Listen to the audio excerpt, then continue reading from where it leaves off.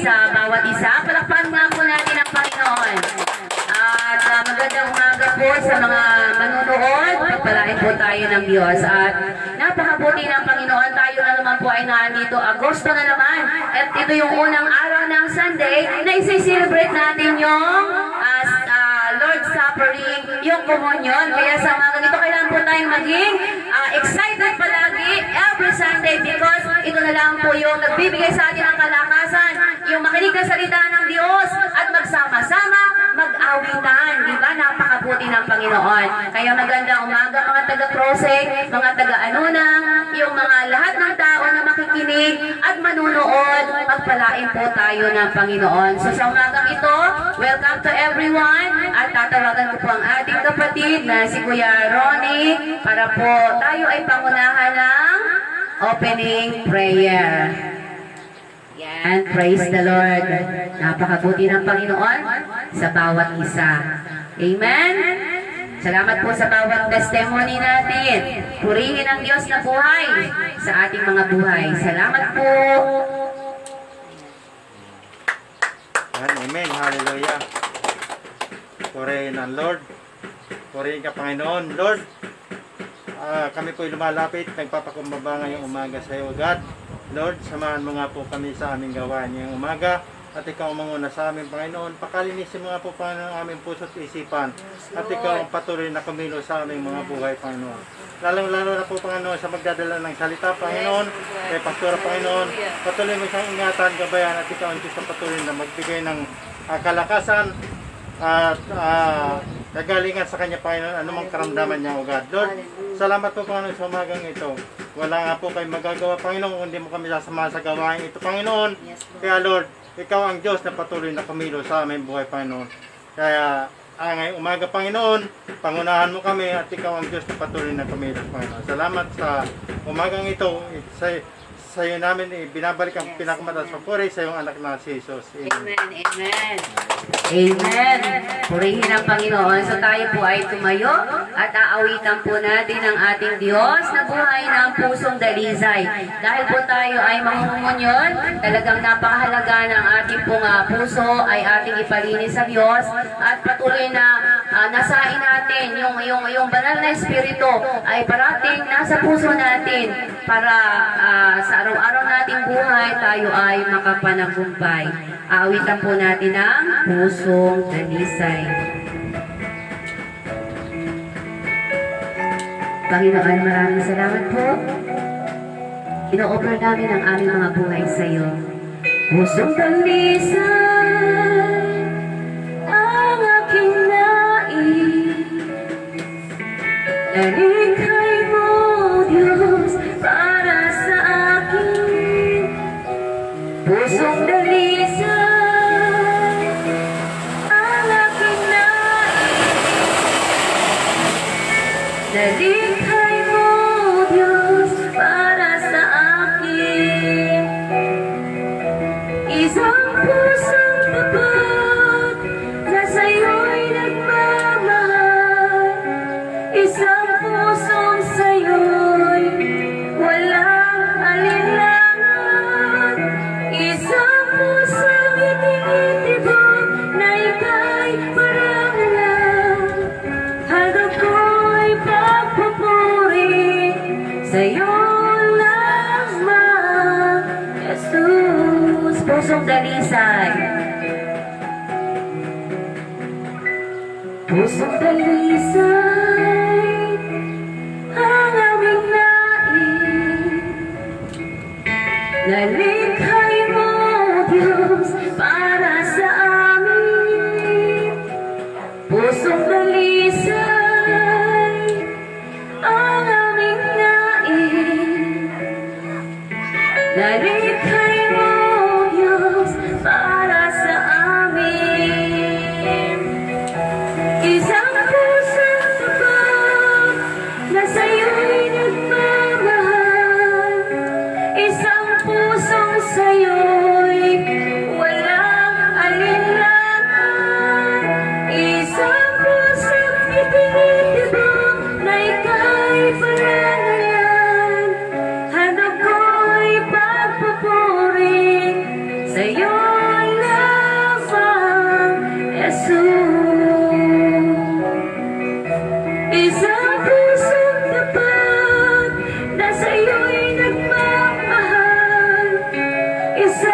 pusong sa'yo'y walang alinlangan. Isang pusong itinitibok na ika'y parangalan. Handog ko'y pagpupuri sa'yo lamang, Jesus. Handog ko'y pagpupuri sa'yo lamang, Jesus. Handog ko'y pagpupuri sa'yo lamang, Jesus. Panginoon, maraming salamat po sa umagang ito. Tunay nga po na wala kaming ibang lalapitan, kundi magpasalamat sa iyo. Pinupuri ko ng aming mga puso. Salamat po na may Diyos kaming buhay. Sinasamba ka namin sa Espiritu at katotohanan. At sa mga oras na to, mapagpala po ang bawat isa. Ang mga hindi makadalo dahil dala ng sitwasyon. Pero Ama, kahit nasaan ka, ipuin mo ang kanilang mga puso. Magnasa po sila na patuloy na punuin ang iyong presensya. Dahil napakabuti mo, sobra ang pag-ibig mo sa amin. At sa umagang ito patuloy ka namin aalalahanin. Aalalahanin namin ang ginawa mo dun sa cross ng Kalbaryo. Yung pag-ibig mo na ipinakita sa amin. Kaya salamat po sa bawat isa. Salamat sa bahay-sambahan na ito, Panginoon. Salamat sa mga nanonood. Ikaw ang nagbibigay sa amin ng lakas, ng pag-asa, upang kami magpatuloy. Kaya, Panginoon, patuloy mo pong buksan ng aming mga puso. Buksan mo ang aming kaluluwa, yung aming isipan, upang ang salita mo ay patuloy na makapag-penetrate sa amin at kami ay lumakas sa araw-araw naming buhay. Salamat po sa pag-ibig mo. Napakadakila mo, Panginoon. Ang pag-ibig mo'y walang halim sa amin. At kami mapinagkakasala. Patuloy mo po kaming patawarin. At gawin mo kaming daluyan ng pagpapala sa bawat isa. Lord, salamat sa pusong dalisay na ibinibigay mo sa amin upang kami makatayo, upang kami makasunod sa iyong kalooban. At nasan man ang iba, Lord, bayaan mo ang presensya mo ay abutin ang kanilang mga puso at maramdaman nila na tunay ang Diyos namin. Tunay ang Diyos namin na sinasamba. Tunay ang Diyos namin na nagmamahal sa amin at may concern sa amin. Salamat po, Panginoon. Salamat po, Panginoon, sa umagang ito. Inihahandog ko na po ang aming gagawin. Banal na Espiritu, let your name be glorified in our midst. At bayaan mo po na yung aking dila ay gamitin to tell the truth in this word, O God. Salamat po. Take full control of all we do right now. Thank you, Father. In Jesus' name we pray. Amen. To God be the glory. Purihin po natin ang Diyos. Ayan, magandang umaga po. Masarap po sa presensya ng Panginoon. Yung pakiramdam na niyayakap ka, na ang banal na Espiritu ay naandito lang, hinahag ka. Sa kabila po ng maraming dinadaanan tayo, ang Diyos po natin ay kino-comfort po tayo. So, magandang umaga po. Magpatuloy na po tayo sa ating pag-aaral ng salita ng Diyos. So, sa umagang ito, pag-aaralan po natin ang isang bagay, isang salita lang po yun. Pero, pag-aaralan po natin, alamin po natin bakit may ganito, bakit may ganon. So, sa umaga po ito, akin pong ibabahagi sa inyo ang ating pong topic na pag-uusapan ay doubt. Ano nga po ba ang doubt sa Tagalog? Ayan. Ang doubt po sa Tagalog ay alinlangan. So alamin natin itong salita na to. Bakit po yung doubt na yan, bakit itong alinlangan na to ay parang kung papakinggan mo, iisa lang, pero may kakaiba doon sa doubt na yun. Ano? So, sa umagang ito, alamin natin ano nga po ba yung doubt na yun. So, purihin po ang Panginoon. Welcome po sa bawat isa. Magandang umaga po. So, doubt sa Tagalog po ay alinlangan. So, hindi po ba kayo nagtataka na kung babalikan po natin yung Old Testament, kung nagbabasa po kayo ng Biblia, sa Old Testament, di po ba? Ang dami-dami itong ginawa ng Diyos na himala. Natatandaan niyo po yung nahati yung dagat para lamang po makatawid ang mga Israelita. Di po ba? Dito naman sa New Testament, di po ba ang Panginoong Jesus ay nagpalakad ng pilay, nagpagaling ng bulag, binuhay si Lazarus, di po ba? Ang dami niyang pinagaling na may sakit, na may inaalihan ng dyablo. Di po ba? Kung titingnan natin, from Old Testament to New Testament, napakadaming himala ang ginawa ng Diyos sa buhay ng mga nauna sa atin at sa buhay po natin ngayon, patuloy na gumagawa ng himala ang Panginoon. Pero, bakit po yung salitang doubt ay naandun pa rin? At kung minsan, yung doubt na yan, magagalit ka naman.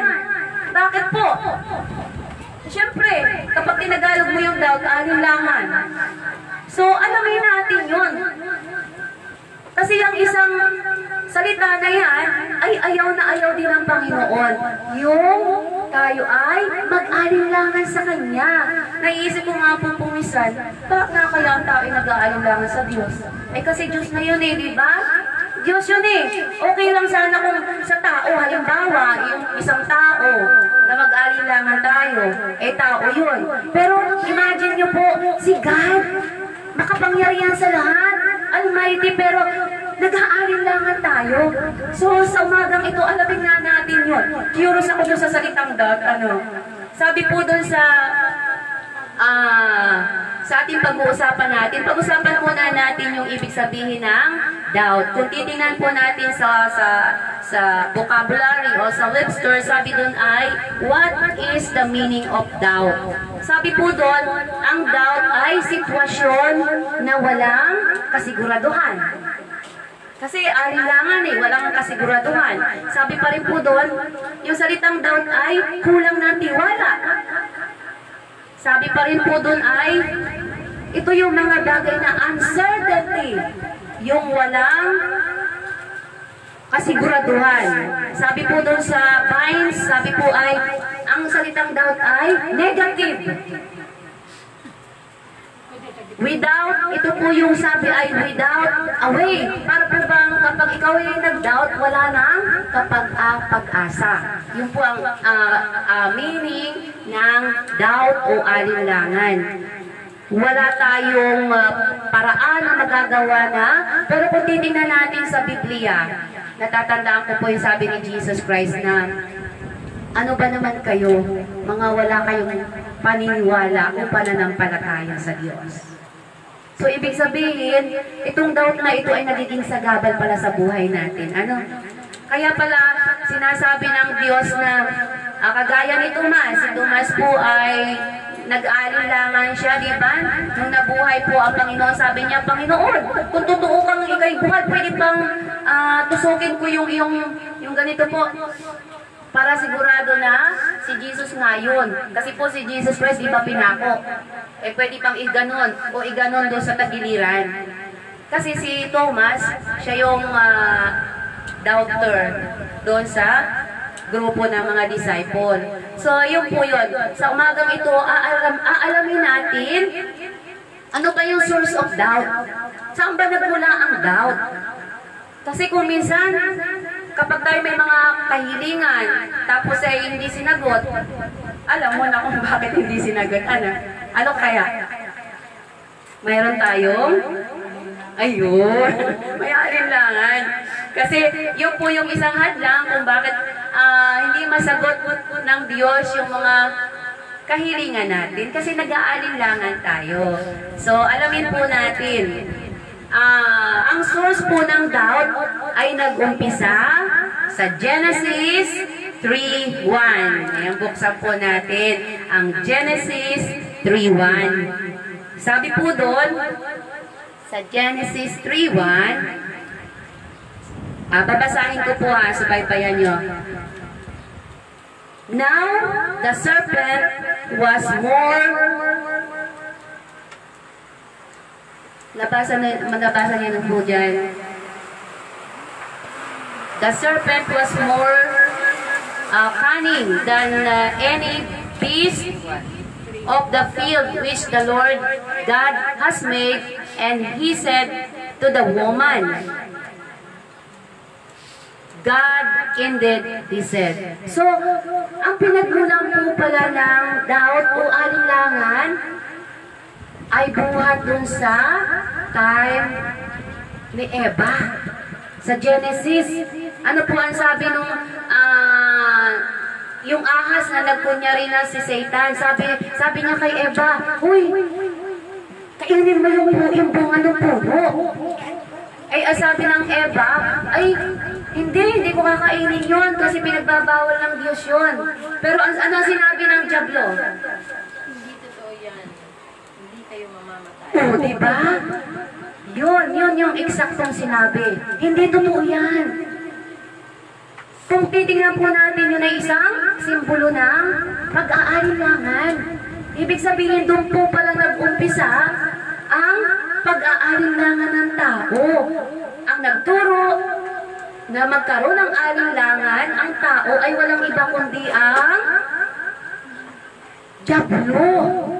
Yung po pala yun. Kaya kung minsan, siguro po, kapag tayo nag-aalinlangan din, hindi po yan galing sa Diyos. Yan ay ini-inject lamang ng kaaway para tayo ay mag-alinlangan. Kasi ito nga po pinag-aaralan natin, ang source ng doubt ay nagmula kay Satan. Na-deceive niya si Eva. Nilasa niya yung isipan, hindi ka naman mamamatay, kainin mo yung bunga. Kaya naman po natukso, di ba? Kinain. So nung pagkakain nila, anong nangyari? Nakita po nila yung kanilang sarili na hubad. Ibig sabihin, ang source o pinagmulan ng alinlangan ng tao ay walang iba kundi si Satan. So, tingnan uli natin, himay-himayin po natin ito. So, tingnan din po uli natin kay Job, sa Job 1:11. Sabi po doon, pumunta po kayo sa Job 11 habang binabasa ko po dito. Kaya po natin inaalam ito para tayo makalaya. Makalaya dito sa salitang ito na hindi naman pala ito kalooban ng Diyos na tayo mag-alinlangan. Ito palang alinlangan ay mula sa kaaway na parati na lang tayong nilalasa ng isipan. So sa Job 1:11, pakibasa nga po kung nakita na. Subukin po. Hallelujah. Napakaputi po ng Panginoon, kaya tayo tinuturuan. Para tayo po ay makalaya sa pag-aalinlangan. Sa Job. Babasahin ko po, pero basahin nyo rin. Sabi po doon, 11, subukin mong huwag siyang pagpalain. Bagkos ay sirain ang lahat niyang tinatangkilik kung di kaniya isumpain. Tingnan niyo po, niloko na naman. Niloko na naman ng kaaway si Job. At itong si Job lumapit naman kay God. Kinausap ng time na yun. Tingnan niyo po ang kabutihan ng Diyos. Nakakausap ni Satanas si God. Kasi akyat babayan sa langit. Tamo sabi niya doon, subukan mo kayang alisin ang kayamanan ni Job, yung kanyang lahat, kung hindi kanyang isumpa. Ibig sabihin, yung source ng doubt ay nag-umpisa na naman kay Satan. Kailangan po nating alamin kung saan nanggaling yan, yung source na yan, para po tayo ay makalaya. Kasi hanggat hindi tayo nakakalaya sa pag-aalinlangan, mahihirapan po ang Diyos na kumilos sa ating mga buhay. Kahit gusto ka na po bang pagpalain ng Panginoon, pero sa puso mo ay, hindi naman totoo yan. Di po ba? Kaya napakahalaga na maintindihan natin at maunawaan ang salitang alinlangan ay hindi nagmula sa Panginoon. Ito ay nagmula sa kaaway ng Diyos. Kaya kailangan natin maintindihan at maunawaan. Kapag dumarating sa point na tayo nag-aalinlangan, kailangan nyo na yang i-reject. Kasi hindi pala yan galing sa Diyos. Ito ay galing sa kaaway. So, ang pinag-aaralan po natin, source of doubt. Saan po nanggaling ang pag-aalilangan. So, kasunod, buksan po natin ang 1 Peter 5:8. Hinihimay-himay po natin para tayo po ay maging matalino. Para hindi po tayo parating na didisip ng kaaway. Kapag alam natin kung ano ang gagawin natin, di po ba? Magtatagumpay tayo. So, buksan po natin sa 1 Peter 5:8. Hallelujah. Salamat po. Sino na po ang nakakahanap?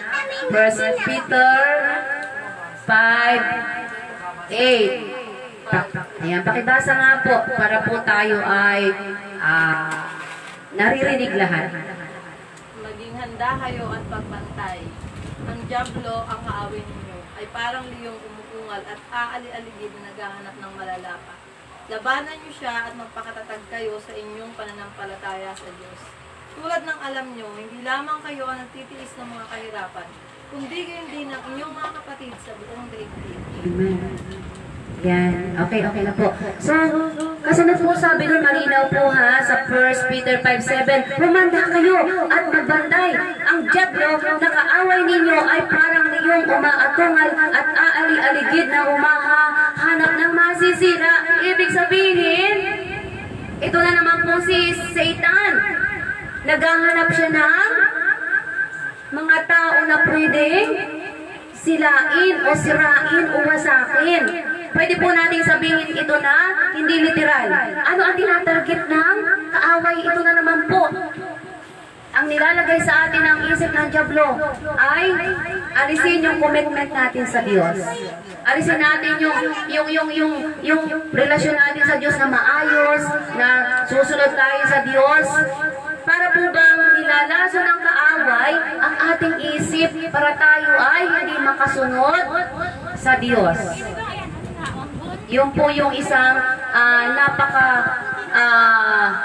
gawa ng dyablo na nakakagalit. Diba magagalit ka? Halimbawa, gusto mong pumunta, may pupuntahan ka, gusto mong may gawin ka, pero may mga bagay ka na maririnig na kasinungalingan. Ay, huwag ka nang pumunta.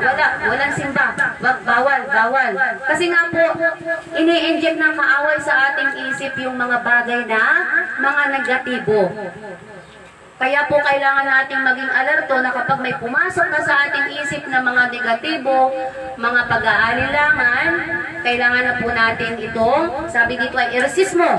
Resist the devil and he will flee. Halimbawa, may doubt na dyan. Ay, ano kaya yun?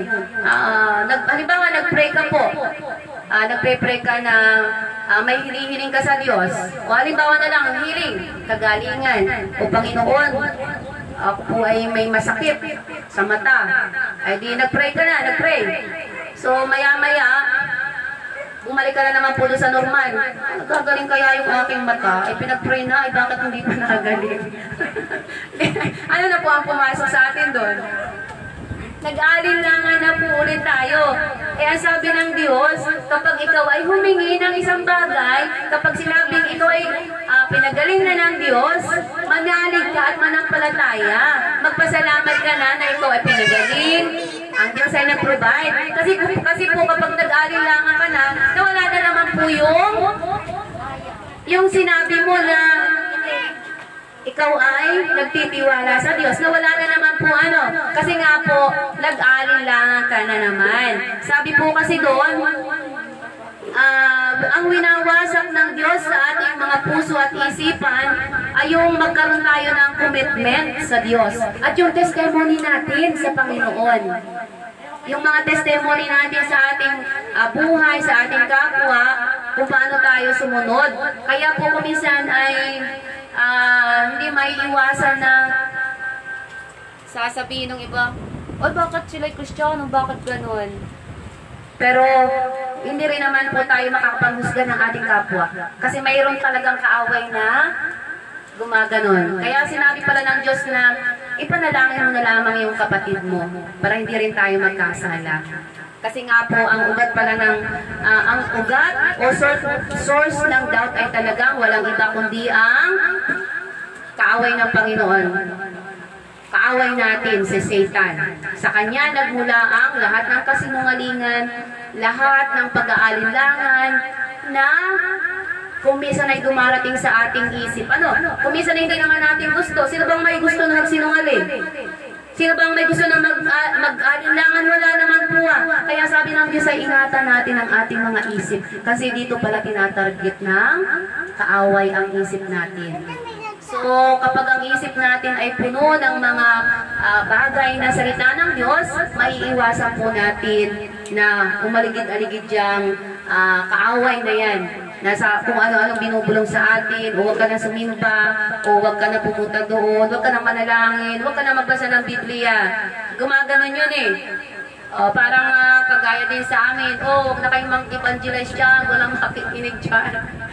Yung ganong mga simple, pero yung pala ay galing sa kaaway. Kasi saan ka naman nakakita na sasabihin sa iyo na, huwag kang mangaral. Eh di ba ang sabi ng Diyos ay ibahagi mo yung salita ng Diyos, ibahagi mo sa iba. So alam mo na kapag may nagsabi sa iyo na huwag kang mangaral, hindi yung galing sa Diyos. So kaya po napakahalaga na yung ating kaisipan ay ingatan natin. So kasunod po, isa pang source ng doubt. Ito po ay makikita natin sa world system. Yung sistema ng ating mundo. At buksan po natin yung 1 Corinthians 2:6, 1 Corinthians 2:13. Pakibuklat po at 1 Timothy 6:20. Hanapin natin yun. Sino po nakauna? Sabi po doon sa 1 Corinthians 2:6. Babasahin ko po dito pero buksan nyo po ha. Sabi po doon, ang katotohanan ipinangaral namin tungkol kay Kristo ay malinaw na nakikita sa inyo. Sa 1 Corinthians 2:13, ngunit hindi rin ako mapanatag sapagkat hindi ko natagpuan doon ang kapatid kong si Tito.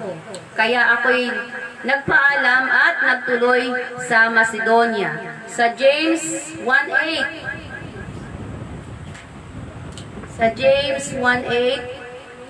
sabi po dito, pabago-bago ang isip at di alam kung ano ang talagang isip. Meron pa rin po doon 1 Timothy 6:20. 1 Timothy. So sabi po doon, yung mga source ng doubt ay isa rin po yung pinagmumulan ay yung mga sistema dito sa ating mundo na tayo ay naaapektuhan.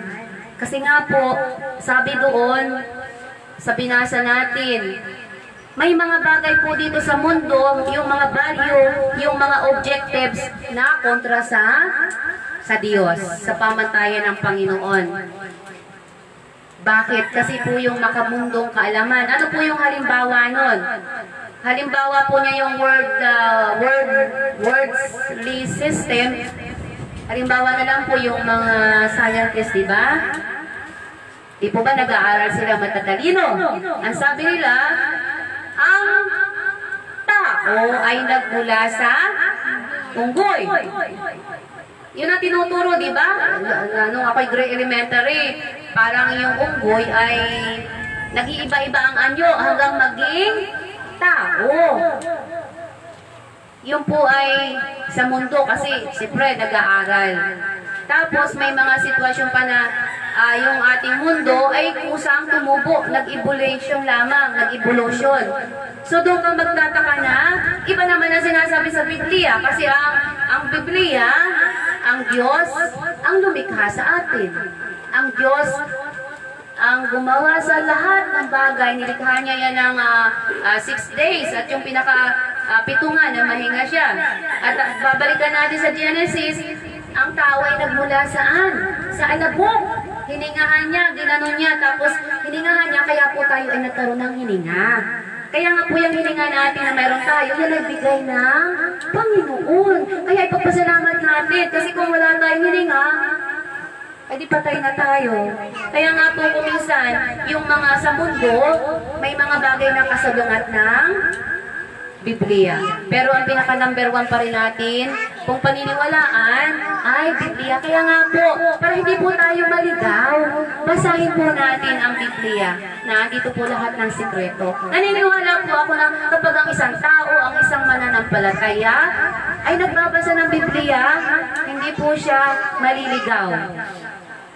Tuturuan po siya ng banal na espiritu. Dahil ang banal na espiritu ang ating dakilang guro. Kaya po sa panahon na ngayon, na marami din pong nalilito ang tao, basahin niyo po ito. Ini-encourage po namin kayo na magbasa. Kahit yung mga wala pang relasyon sa Diyos, pwede namang magbasa. Para po tayo ay may kaalaman. Para hindi po tayo napapahamak o naliligaw. So, kasunod po natin na babasahin. Sabi po doon, mayroon bang pinakamatindi na source ng alinlangan sa ating buhay, sa ating mga Kristiyano? Ano daw po yun? Ito yung ating spiritual maturity. Kung minsan, ang kalaban po pala natin ay yung ating sarili. Lalo na kapag, halimbawa, yung bago-bago pa tayo na mananampalataya. Kasi ang dami po diyang katanungan. Bakit may ganun? Bakit may ganun? Bakit kailangan may ganun? Ang dami nating katanungan. So, ibig sabihin, kapag ang isang tao pala ay hindi pa ganun ka-mature sa relationship, sa Panginoon o sa salita, ay immature pa ang tao. Kumbaga baby pa po sa pananampalataya. Kaya ang kailangan nga po na alagaan, kaya nga po kailangan na turuan kung paano magbasa ng Biblia, kung paano magbuklat ng Biblia, turuan kung paano manalangin, turuan kung paano sumunod sa Panginoon. Bakit? Para po mag-mature tayo sa pananampalataya. Kasi doon papasok po yung James 1:8. Sabi po doon sa James 1:8, ayan, ang halimbawa po dito ay yung pananalangin. Sabi doon kapag ang tao ay nananalangin, sa James 5:8, sabi doon, huwag tayong pabago-bago ng isip. Kasi pag pala tayo ay, halimbawa, naghingi ka sa Lord, kagaya ng sabi ko kanina, humingi ka, pero maya-maya nagbago na yung isip mo, paano nga naman tayo sasagutin? Ano? Humingi ka kanina, Lord, pwede pang tulungan mo kami, nagpe-pray kami ng ganito. Tapos maya-maya ay yung isip mo na naman, nagbago na naman yung isip mo. Ibig sabihin, ang hirap nun. Kasi para bang, ang sabi dun ay, alam niyo ba yung sa alon, sa dagat? Di po ba yung dagat pag umalon?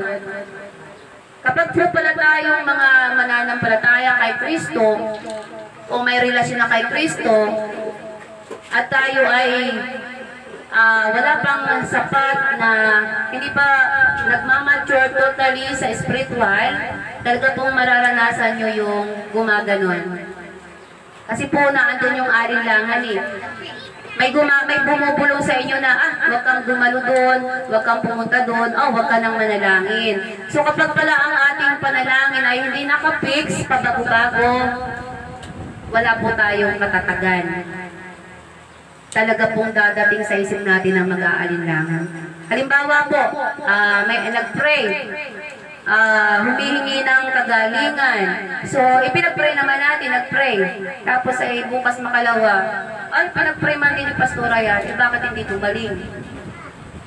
So, pumasok na naman po sa atin ang alinlangan. So, na ano na naman po tayo ng kaaway, kumbaga nasingitan. Kasi nag-pray na eh. Nag-pray na tayo, nag-pray na. So kapag nag-pray na po tayo, naihandog na natin sa Diyos, ang gagawin na lang natin, maniwala, manampalataya, na ikaw ay pinagaling ng Diyos. Kasi kapag ikaw ay, halimbawa, nag-pray po tayo dito, tapos maya-maya umuwi na. Pag uwi mo, aroy, ang sakit, akala ko ba ako pinag-pray na naman. Ay di ano na pumasok doon? Nag-alinlangan na naman po tayo. Sa palagay yun, natutuwa po ang Diyos doon. Hindi. Ano ba naman rin anak ko, pinag-pray na. Tapos, yari na naman, nakaruin na naman. Pero, ang Diyos naman po yung napakabuti. Alam niya na yung ating mind ay natatarget ng kaaway. May mga narinig po kasi tayo na negative na hindi naman galing sa Diyos. Kaya nga po ating pinag-aaralan, iniisa-isa natin para malaman natin saan nga ba nagmula yung source, saan nagmula yung doubt. So ngayon, naiintindihan natin dahan-dahan, yan palang alinlangan ay hindi galing sa Diyos. Ang pag-aalinlangan po pala ay dala ng diablo sa atin. Nililito tayo para yung ating kaisipan, para yung ating tiwala sa Diyos ay inaalis niya. Kaya dapat pala tayo ay maging matalino. So sabi po doon, kalimitan kasi sa mga mananampalataya, tayo po kasi ay kung minsan nag-aalinlangan tayo, lalo na kapag hindi agad nasasagot yung ating mga kahilingan. Kasi po may panalangin na instant, may panalangin na taon bago ibigay. Depende po sa pagkakataon na hinihingi natin. Depende sa puso natin kung gaano yung pananampalataya natin sa Diyos. Kasi kung babasahin niyo po yung Biblia sa New Testament, diba sabi doon yung babaeng tinurong ko ng 12 years na gustong-gustong hipuin si Jesus, talagang gumapang siya na ituro ko na po yung hindi siya natakot, gapang siya. Diba sabi doon, ang nasa isip niya, Panginoon, mahawakan ko lang yung laylayan ng damit ni Jesus, ako'y gagaling. Pero nangyari po, diba? Nakaabot siya doon, nakagapang. Nung pagkahawak niya, naramdaman po ni Jesus yun, diba? Kung nabasa nyo, naramdaman niya yun. At ang sabi doon sa babae, takot na takot nga po siya eh. Kasi imagine nyo, 12 years na dinudugo yung babae, naubos na yung pera sa pagpapagamot, sa doktor, sa albularyo, lahat na yata ay pinuntahan. Pero nung lumapit siya kay Jesus Christ at nahawakan, yung kanyang laylayan ng damit, siya ay gumaling. At sabi ni Jesus Christ babae, pinagaling ka ng iyong pananampalataya. Ibig sabihin, yung babaeng yun ay matindi ang pananampalataya. Kasi imagine mo, hindi po lang po yung laylayan. So napakaganda ng pananampalataya ng babaeng yun. Kung pwede nga lang sa panahon natin, ay tayo ay magkaroon din ng ganong pananampalataya. Pero nag-iisa lang yun. Tayo ay may pananampalataya, depende sa ating pananalig sa Diyos. Pero kung kulang naman tayo ng pananampalataya, di ba sabi ng Diyos ay, humingi ka at bibigyan kita. Kapag wala kang kaalaman, bibigyan kita. Basta matuto lang tayong humingi, manalig, manampalataya naman. Kasi kapag yung doubt, ang pinag-iral natin sa ating puso ay talaga naman, hindi po makakagawa ng himala ang Panginoon. Tingnan niyo po doon sa iba pang, sa New Testament, sabi doon, kapag ikaw ay may pananampalataya na kasing laki lamang ng mustasa, ay pwede na rin gumawa ng himala ang Diyos sa buhay natin. Eh paano kung di wala? Di kahit mustasa, walang pananampalataya ang tao. Kasi ang nagpapakilos sa Panginoon kung bakit siya gumagawa ng himala sa atin ay yung pananampalataya.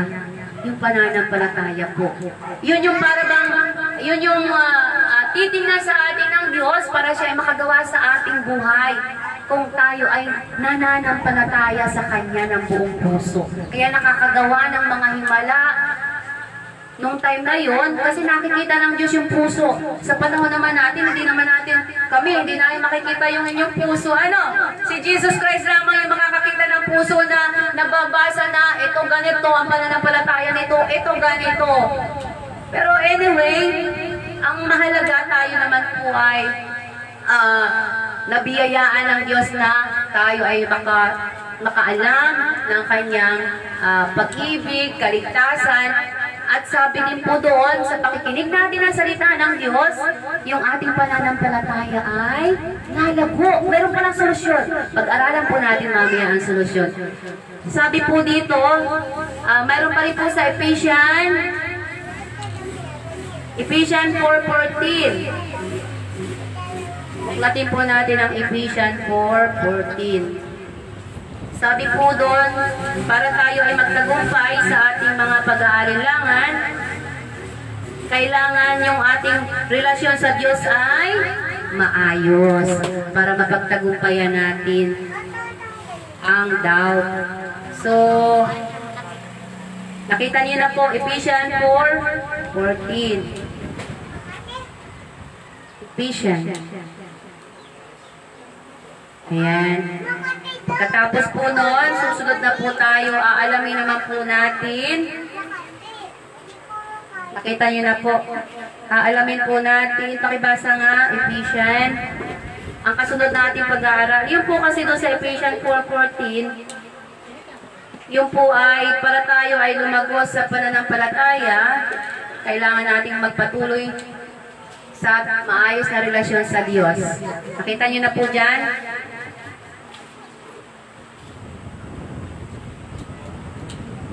Yan, amen. Praise the Lord. So, sa susunod, dadako naman po tayo sa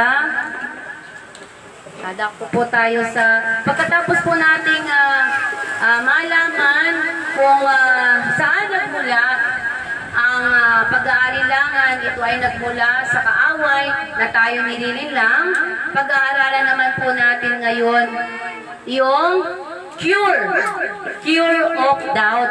So paano natin ito paano magagamot yung ating pag-aalinlangan sa ating puso.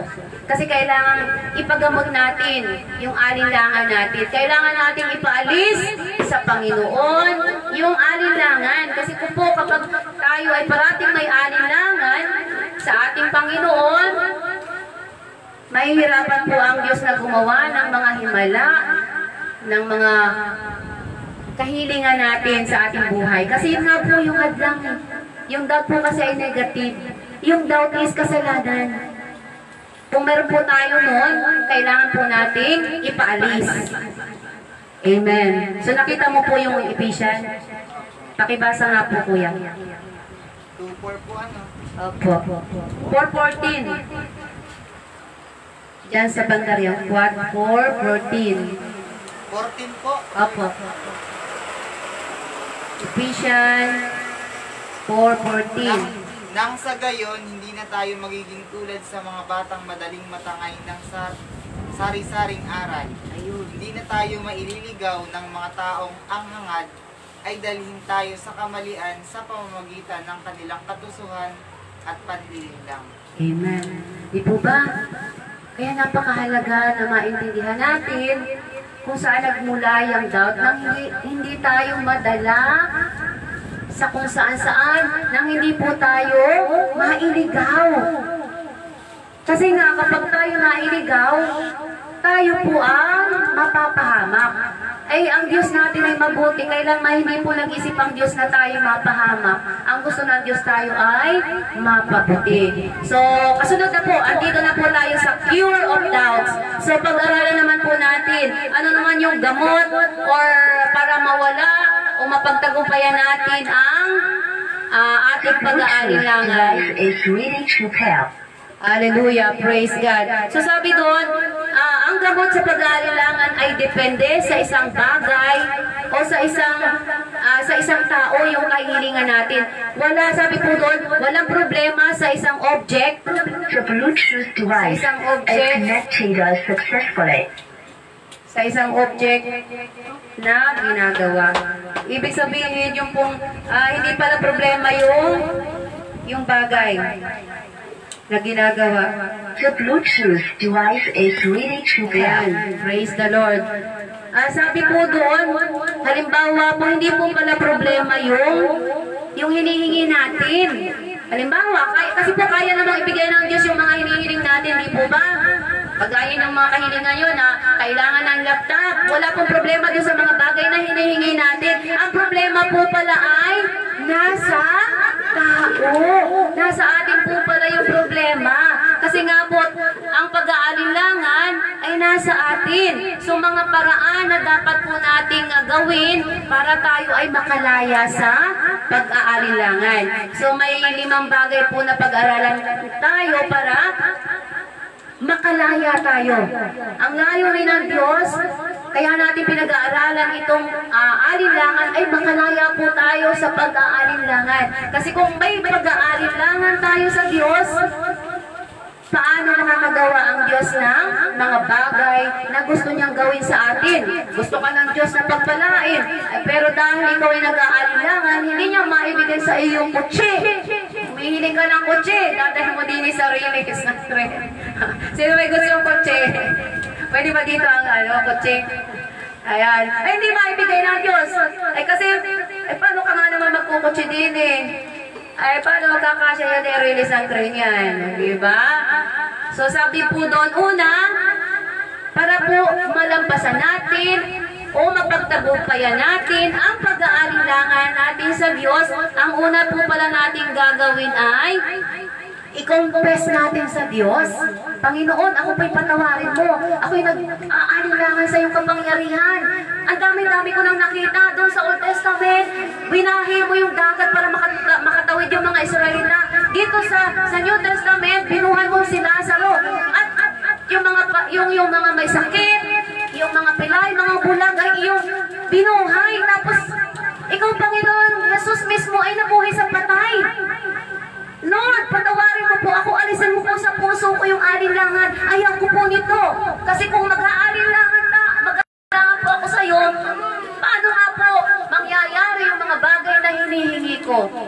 Ay alam natin na without faith, hindi po natin malulugod ang Panginoon. Kapag nakita ng Diyos na tayo may pag-aalilangan sa ating puso, kahit gustong-gusto ka na niyang bigyan ng yung kahilingan mo, hindi niya maibigay kasi may nakikita siya na pag-aalilangan sa ating puso. Kaya sabi doon, kapag pala tayo, mga ate, mga kuya, kapag may dumadating na alinlangan sa ating puso, tayo po ay humingi ng tawad sa Diyos. Aminin na natin, mas mabuti ba, Panginoon? Ako'y nag-aalilangan na naman sa iyo. Patawarin mo po ako. Alisin mo na po yung pag-aalilangan sa puso ko para po yung mga bagay na hinihingi ko sa iyo ay maipagkaloob. Kasi yung alilangan nga po yung hadlang kung bakit hindi makagawa ang Diyos sa ating buhay. So yun po yun, yung una. Kasi ang alilangan ay basically unbelief in God. Yung doubt, ang ibig sabihin po nun ay hindi ka naniniwala sa Diyos, sa Kanyang salita. Ay di ba sabi ng Diyos, kung wala tayong pananampalataya, hindi malulugod ang Diyos sa atin. Kaya po pala isipin po natin ngayon, bakit alam mo po tayo may mga panalangin, may hinihingi. Isipin niyo po mabuti, alin doon ang hindi sinasagot ng Diyos. Bakit? Tanungin po natin ang ating mga sarili. Baka po may mga doubt sa ating mga puso, kaya kuminsan, sumasama din ang loob natin. Bakit? Ay, ang tagal na po ngayon ba't hindi dumarating? Ating po saliksagin ang ating sarili. Alamin natin, kasi ipasaliksik natin sa Diyos, Lord, ako po'y may alinlangan sa iyo. Kung ako may alinlangan po sa iyo, patawarin mo po ako. Alisin mo po ito sa aking buhay. Kasi ang alinlangan po pala ay hindi galing sa Diyos at galing sa kaaway. At ang gusto ng Diyos tayo ay makalaya sa pag-aalinlangan at magkaroon tayo ng matibay na pananampalataya sa Diyos. Kasi ang susi para ang Diyos ay gumawa sa ating buhay ay yung pananampalataya. Pananampalataya sa Diyos at sa Kanyang salita. Yun po yung unang gagawin natin. Sabi po sa Roma 14:23, pakihanap po. At saka Hebreo 11:6. Babasahin na po dito ang Roma 14:23. Sabi po dito, ngunit ang sino ang kumakain sa kabila ng kanyang pag-aalinlangan ay hinahatulan ng Diyos sapagkat hindi ayon sa kanyang pananalig ang kanyang ginagawa. Kasalanan ang anumang gawang hindi ayon sa pananalig. Ayun po, kaya pala kung minsan talagang wag po tayo magtaka kung bakit hindi sinasagot ng Diyos ang ating panalangin. Kasi ang Diyos po ang nakakabasa ng ating puso't isipan. Ay gusto ng Diyos na palayain tayo ngayon. Kaya ipinaparating po sa atin na kailangan nating i-confess sa Panginoon yung doubt natin para tayo ay makakilos ang Diyos sa ating buhay. So kasunod doon sa Hebreo 11:6, tingnan nyo po, nabasa nyo po, sabay-sabay po tayo. Hallelujah. Lakasan po natin. hindi maaaring kalugdan ng Diyos ang walang pananampalataya sa Kanya. Sapagkat ang sino mang lumalapit sa Diyos ay dapat sumasampalatayang may Diyos at siya ang nagbibigay ng gantimpala sa mga mahanap sa Kanya. Amen. Di ba napakalinaw na sabi dun, ito yung gagawin natin. Kailangan natin manampalataya sa Diyos ng buong puso. Kasi tingnan niyo po, hindi kinalulugdan ng Diyos ang hindi nananalig. Ibig sabihin, yung doubt ay talagang hindi po galing sa Diyos. Kapag tayo nagkaroon ng doubt o alinlangan sa Panginoon, sa salita niya, hindi po siya kikino sa ating buhay kahit tayo maglupasay, kahit tayo umiyak, kahit anong gawin natin. Ang sikreto po talaga, kailangan natin na manampalataya, maniwalang may Diyos, at ang Diyos ang nagbibigay sa atin ng gantimpala. Grabe. Hallelujah. Tingnan niyo po, napakaputi ng Panginoon. Salamat po sa umaga na ito. Napapag-aralan natin ito. Kasi napakahalaga eh. Napakahalaga na maintindihan natin. Ito palang alinlangan na ito ay hindi galing sa Diyos. Ayaw ng Diyos na tayo nag-aalinlangan sa Kanya. Kasi siya yung makapangyarihan sa lahat. Ginawa na niya yung lahat. Pinakita na po niya na yung himala eh. Pero bakit sa panahon po ngayon, ay gusto ko muna makakita ng himala bago ako'y sumama sa inyo. Meron pong ganong iba, pero nakakalungkot. Ang sabi ng Diyos, maniwala ka muna. Maniwala ka sa Diyos at pakikitaan kita ng himala. Pero sa panahon natin ngayon, may mga himala pa rin po. Pero kaya lang hindi makakilos ang Panginoon ng mga himala na sign and wonder kasi nga po kulang ang tao sa pananampalataya. Pananampalataya po talaga ang problema kasi may doubt. Nagda-doubt ang mga tao. Doubt ang nagiging dahilan kung bakit ang Diyos ay hindi makagawa sa atin ng mga bagay na kamangha-mangha. Sabi naman niya, pwede akong gumawa ng mga kamangha-manghang bagay sa panahon na ito. Sa panahon na ito. God can do greater things sa ating buhay. Pero kaya nga lang po hindi makagawa ang Diyos sa buhay natin. Kasi nga po, mayroong hadlang na pag-aalinlangan. So, salamat na tayo nabubuksan ng ating kaisipan na mayroon naman palang cure sa alinlangan. At salamat, purihin ng Diyos na dahan-dahan nating naiintindihan na may gamot pala. Kung sa COVID ay walang gamot, sa pananampalataya, sa doubt, may gamot naman. Yung pananampalataya ng buong puso. Pero yung COVID, bahala na ang Panginoon. Basta tayo pray, magpatuloy sa Diyos. Ang Diyos ang may kontrol ng lahat ng bagay. Dahil ang Diyos ay makapangyarihan. Walang kahit sino. Palakpakan nga po natin ang Panginoon. Walang kahit sino nagagapay sa Diyos namin na buhay. Because He is Almighty, powerful, omnipresent, omnipotent. Amen. Wala po kahit sino ang tatalo sa aming Diyos na buhay. Dahil siya ay nabuhay para sa amin, sa mga taong mananampalataya. Kaya po kayo hinahangon ng Diyos. Manumbalik kayo sa Diyos habang may pagkakataon pa. Manampalataya tayo sa Diyos habang may pagkakataon pa. Dahil kapag isinarado na ng Diyos ang biyaya niya, kapahamakan ang aabutin natin. Kaya, encourage po kayo. Come back to God. Come back. Come back. Before it's too late. Because God loves you. Amen. So, salamat po. Napakalinaw po ha. Tatandaan po natin yung Hebreo 6. Lalo na kapag tayo may mga hinihiling sa Diyos ha. Kailangan sinasaliksik natin na yung pala ang nagiging hadlang kung bakit hindi tayo sinasagot. Yung alinlangan. Pero salamat na. Pwede tayong gumaling doon at palayain ng Panginoon. So at saka po doon sa Hebreo 11:6, sabi po doon, ayun na, hindi kinalulugdan ng Diyos ang walang pananampalataya. So kasunod po noon, so pag-aralan po natin, kasunod, pag-aaralan po natin yung mga patutuo ng bawat mananampalataya. So, hindi po dapat tayo matakot na mag-testimony kung ano yung ginagawa ng Diyos sa atin. Kailangan nating ideklara na ang Diyos sa buhay natin ay mabuti. Bakit araw-araw naman po tayo ay nagigising, di ba? Ibig sabihin, ang Diyos ay mabuti kasi ginigising. Nabalitaan po yung nagkasakit na dinala sa doktor, pagbalik ay abo na. Nakakaawa po, pero realidad yun eh.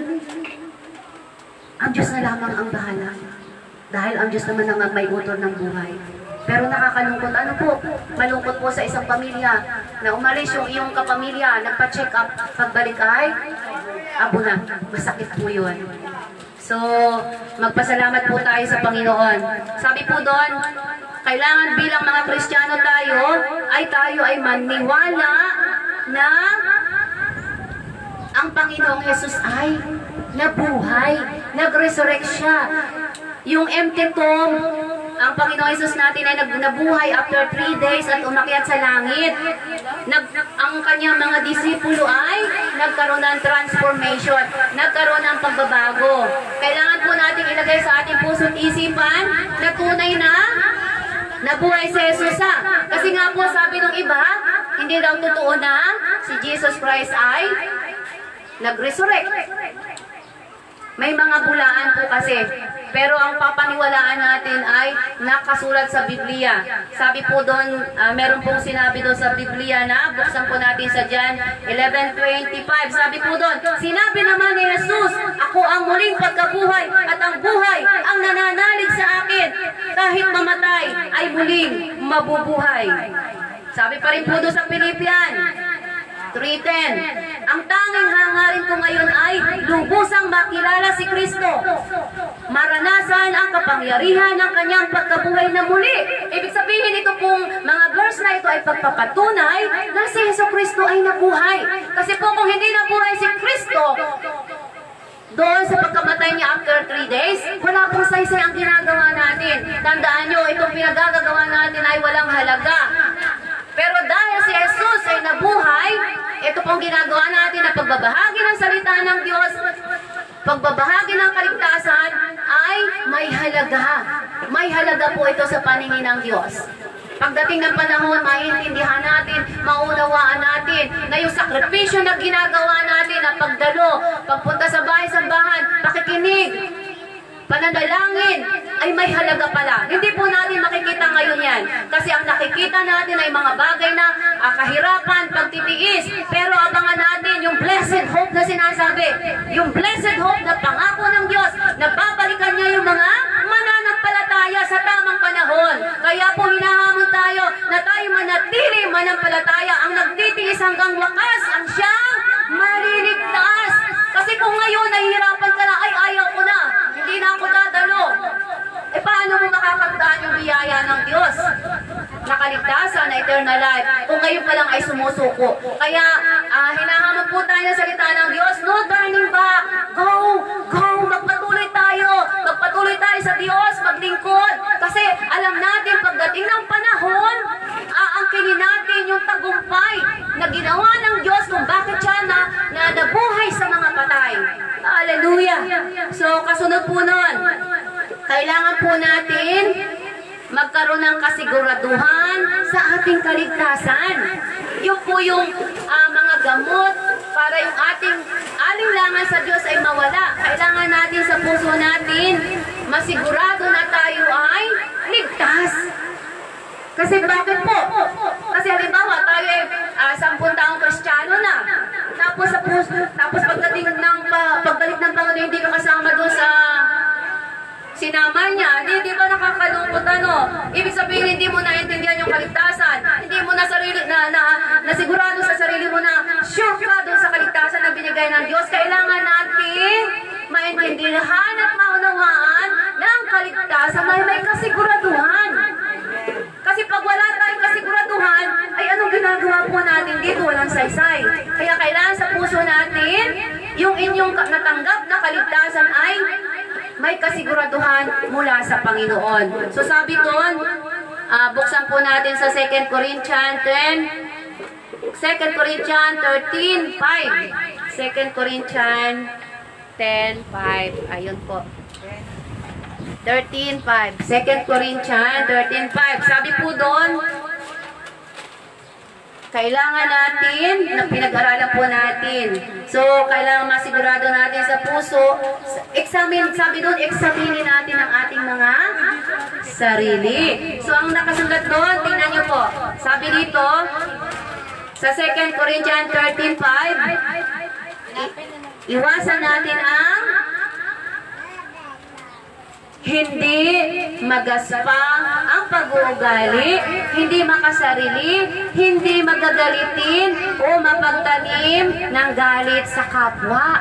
Kailangan pala yung mga bagay na yun ay ipaalis natin sa Diyos. Kasi kapag meron tayo nun, yun po ay hahadlang para tayo ay magkaroon ng kasiguraduhan sa ating pananampalataya. Bakit po? Kung tayo po ay mayroong galit sa ating puso, kung hindi tayo nagpapatawad, paano mananahan po sa puso natin ang Diyos? Di po ba?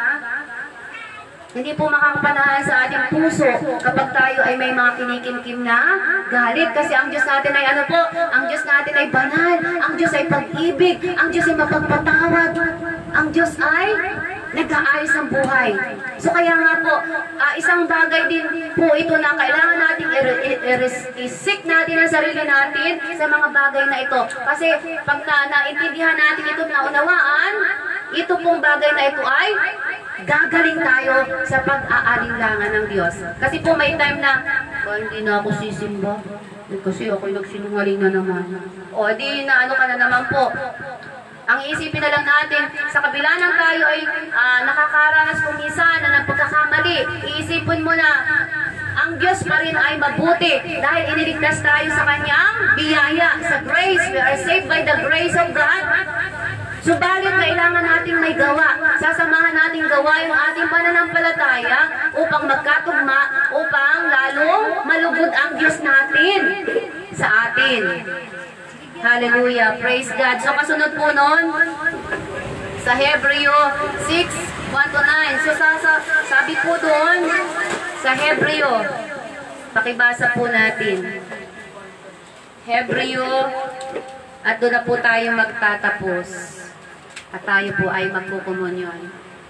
Hebreo 6:1-9. Babasahin po natin. Hebreo. Nakita nyo na po dyan. Sa Hebreo. Amen. Amen.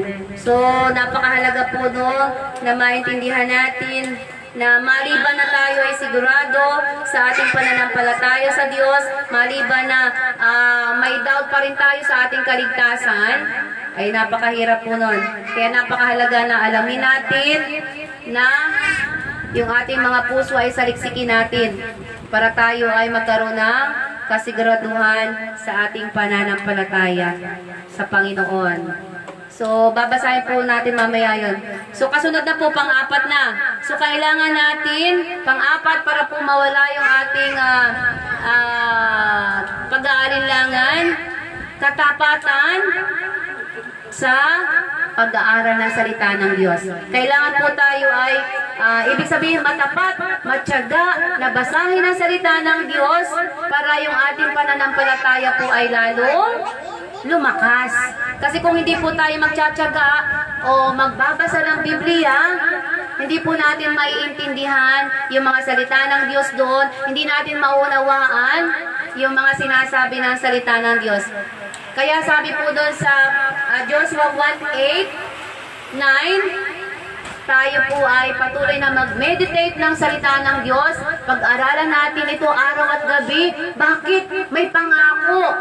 Doon sa magsipag mag-aral, ay pagpapalain ng Diyos ang bawat gagawin. Magsasuccessful sa lahat ng gagawin. So kung gusto nating mawala yung alinlangan natin sa ating puso, napakahalaga pala na tayo mag-aral ng kanyang salita ng Diyos. At hindi lang po aaral, di ba? Kailangan yung tinuturo ng Diyos sa atin ay ipamuhay natin. Kasi kapag hindi naman natin ipinamuhay, halimbawa, nananampalataya ako na mahal ng Diyos, Pero hanggang mahal lamang ako ng Diyos, hindi naman ako gumagawa, hindi naman ako kumikilos.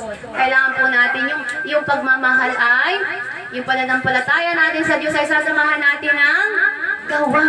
Kagaya po nito, mahal natin ang Diyos. So, dahil mahal natin ang Diyos, na andito po tayo. Sama-sama po tayo at magkukumunyon tayo. Para tayo ay lalong magkapagpalakasan sa bawat isa. So, kasunod po nun, sabi po doon sa 1 Timothy 4:13 to 16. 1 Timothy 4:13. Ayun, sabi po dito, babasahin ko na lamang. Iukol mo ang iyong panahon sa pagbabasa ng kasulatan sa madla, sa pangangaral at pagtuturo hanggang sa ako'y dumating. 2 Timothy 3:16. Ang lahat ng kasulatan ay kinasihan ng Diyos at magagamit sa pagtuturo ng katotohanan, sa pagpapabulaan sa maling aral, pagtutuwid sa likong gawain at sa pag-akay sa matuwid na pamumuhay. At sa Titus 2:1 and 10, ikaw naman, ang ituro mo yaong mga wastong aral. At sa 10, sabihin mo sa kanilang huwag manguumit, maging matapat sa lahat ng bagay upang maipakita nila ang kagandahan ng mga aral ng Diyos na ating tagapagligtas. Kaya po pala inuutusan tayo na mag-aral, study the Word of God. Ito po yung tutulong sa atin para tayo ay lalong lumalim sa salita niya at yung pananampalataya natin lumalim at para yung the more po kasi na tayo nag-aaral ng salita ng Diyos, yung alinlangan natin ay nawawala. Napapalitan po yun ng tiwala sa Diyos. Tingnan nyo, halimbawa sa isang buwan hindi kayo nagbasa, hindi kayo nanalangin, hindi rin kayo dumalo ng pananambahan. Pakiramdaman nyo yung sarili nyo, parang may iba. Tatabarin ka na, parang ayaw mo na. Subukan nyo po yun. Kasi nga po, dahan-dahan na nawawala yung init mo sa Lord. Bakit? Kasi po may pumapasok na sa isip natin, hindi naman ako, ayoko na dumalo. Kasi nga po, ito yung battle ng ating mind. Kaya napakahalaga, ingatan po natin ang ating mind nang hindi makapasok ang kaaway. Kaya nga po, ang panlaban natin sa doubt ay salita ng Diyos. Ang panlaban natin sa doubt ay pananampalataya ng buong puso kay Jesus Christ. Kasi yun lamang po ang maggagamot sa atin dahil ang salita ng Diyos ay may kapangyarihan. Ang salita ng Diyos ay nagbabago ng buhay. Ang salita ng Diyos ay kayang linisan ang ating isip sa mga kalikuan, sa mga negatibong iniisip natin. Kaya ng Diyos yun. Bakit ang Diyos natin ay powerful? Ang Diyos natin kaya niyang gawin ang lahat ng bagay. Dahil ang Diyos natin ay makapangyarihan. So kasunod, pinakahuli, para malabanan po natin ang alinlangan sa ating puso at isipan, pinakahuli natin gagawin ay manalangin. Napakahalaga po pala ng panalangin. Sabi dito, manalangin. Ang manalangin ang siguradong paraan para harapin natin ang ating ang ating pag-aalinlangan sa Diyos. Kapag ito ay dumating sa ating puso, manalangin na tayo para yung pag-aalinlangan ay umalis sa ating isip kasi pumapasok lang yan dito. So kailangan natin mag-pray, Lord, in Jesus' name, umalis po yung espiritu ng pag-aalinlangan sa akin dahil hindi yan sa Diyos, yan ay sa kaaway. So, makakanterpit natin yung doubt ng pananampalataya. Kasi yun po yun eh. Kapag ikaw inanampalataya sa Diyos, mawawala yung iyong alinlangan. Papalitan niya ng Diyos ng tiwala sa Kanya. Yun po yun. Kaya napakahalaga ng pananalangin. Sabi po dito, the more Christian pray with faith, the more Christians see God's answer prayer. The more na tayo ay nananalangin sa Panginoon, yung ating pananampalataya naman ay lumalago. The more na tayong Kristiyano ay nakikita natin na sinasagot ng Diyos yung panalangin natin, yun namang ating pananampalataya ay i-stronger yun, lalakas, lalago. Bakit? Kasi nga para makita natin na ang Diyos ay gumagawa sa atin. Kaya nga po, mayroong mga prayer na nagpapatotoo. Kaya tingnan nyo, kapag tayo nanalangin at sinagot ng Diyos, di po ba? Tayo ay tuwan-tuwa. Kasi nakikita natin na sinagot ng Diyos yung ating hinihiling.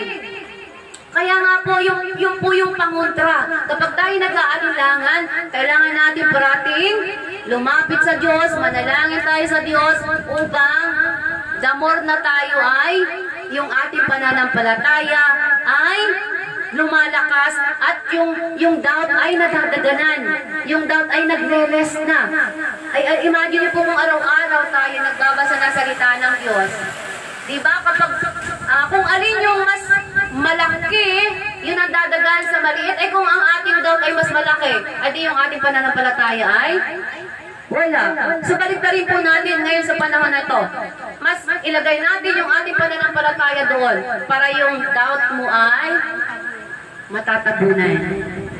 Para po mawala sa ating puso yung pag-aalinlangan. Kahit at least doon sa 100% na pananampalataya ay dumating tayo doon sa 80. O may 50 ba? 80 o 90 na pananampalataya. Kasi yung mga nasa unang panahon ay talagang 100%, di ba? Hawakan ko lang Panginoon yung laylayan, gagaling ako, nangyari. O di ba napakaganda ng mga nauna sa atin yung pananampalataya nila ay talagang napakatindi. Imagine mo hawakan lamang sa panahon natin yun. Ay, wari ko'y mamamangha ang mga tao yung sa panahon ngayon. Pero salamat po sa Panginoon na mayroon tayong Diyos, nagtuturo siya ng salita ng Diyos para tayo ay matuto. So, sa umaga po ito po naman ang hamon sa atin. So, pinag-aralan po natin kung paano, kung saan nagmula yung pag-aalinlangan. Ito po ay galing sa dyablo. So, yung dyablo po ay talunan na, tandaan po natin. So, kaya naman sinasabi ng Diyos, may cure. Ano po yung cure na ibinigay sa atin ng Panginoon? Ang una po tayo ay i-confess po natin yung ating doubt sa Panginoon at tayo na may patatawarin. Ang pangalawa po, kailangan nating yung testimony natin na si Jesus Christ ay talagang nabuhay. At yung ating, siguraduhin natin yung ating kaligtasan. Napakahalaga po nun. At pang-apat, kailangan natin magkaroon tayo ng katapatan ng pag-aralan ng salita ng Diyos. At yung pang-lima, kailangan nating manalangin. Kapag ginawa natin ito sa araw-araw nating buhay, dahan-dahan po, isang araw, hindi mo namamalayan yung doubt na yun ay wala na sa ating buhay. Kasi natakluban na. Pinagaling na ng Diyos yung puso mo. Pinagaling na ng Diyos yung ating puso, yung ating isip, at pinalitan na ito ng mga salita ng Diyos. So sa umagang ito, ang hamon po natin, tayo po ay patuloy na kapag dumarating yung alinlangan sa ating buhay, matuto po tayong manalangin. Sabi naman po sa Philippians 7:8, submit to God, resist the devil, and he will flee. At ang hamon ko sa umagang ito, para po tayo ay hindi mawalay sa Panginoon, tandaan po natin, keep your eyes to Jesus and keep going sa Hebreo 12:2. Kasi po, kapag nawala yung ating pananampalataya sa Diyos, doon po nag-shrink yung ating, yung doubt ay pumapasok. Kaya po sa umagang ito, tatandaan po natin na kapag ang ating paningin, ang ating pananampalataya ay nakapokus kay Jesus Christ, kailanman po hindi tayo pababayaan ng Panginoon. So, magandang hapon po, tayo po ay mananalangin. Hallelujah. Amang makapangyarihan, maraming salamat po muli sa umagang ito. Tunay po na napakabuti mo. Salamat po na patuloy po namin naiintindihan at naunawaan kung bakit may doubt. Subalit Lord, ikaw po ang patuloy na magpapagaling sa amin sa pamamagitan ng iyong mga salita, sa pamamagitan ng pag-aaral namin sa Biblia, sa pamamagitan ng pananalangin namin. Alisin mo po sa aming puso ang doubt upang kami ay patuloy na makapamuhay ng may pananampalataya sa iyo at makasunod sa iyong kalooban. Maraming salamat po sa umagang ito. Kami po ay patuloy na pagpalain mo, gabayan mo ang lahat ng aming ginagawa ay aming ibibigay sa iyo at ang aming pananampalataya ay patuloy mong dagdagan at yung pag-aalinlangan ay tuluyan mo lang ialis sa aming buhay. Maraming salamat po. Pinupuri ka namin, niluluwalhati ka namin. Tanggapin mo po ang aming papuri at pasasalamat sa umagang ito. Sa pangalan ni Jesus, Amen. Palakpakan po natin ang Panginoon. Tayo po ay dadako na sa komunyon. Praise the Lord. Hallelujah.